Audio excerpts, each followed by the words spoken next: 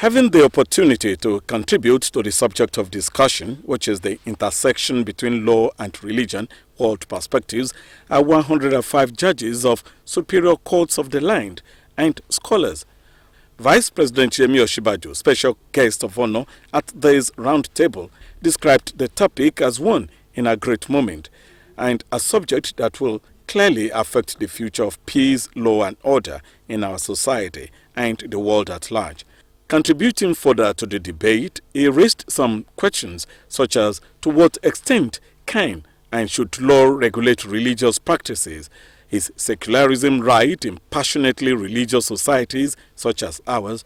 What can law and or religion do in the war against violent extremism?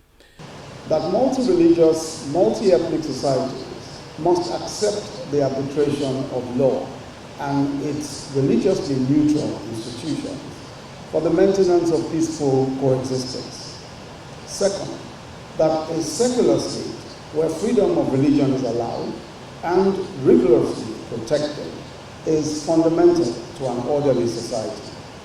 Third, that law and religion must protect the fundamental and inalienable right of every person to life in all its social and political implications.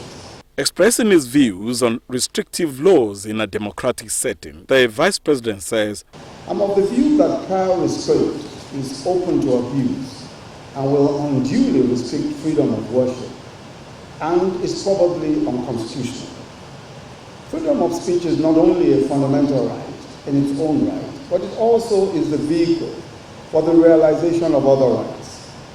The Vice President in his speech says he believes so much in freedom of speech and freedom of worship, but where such believer is taking it to a destructive extremism, then there is the need for the court not to spare the rod. From the National Judicial Institute, Abuja, Jide Onifade, NTA News.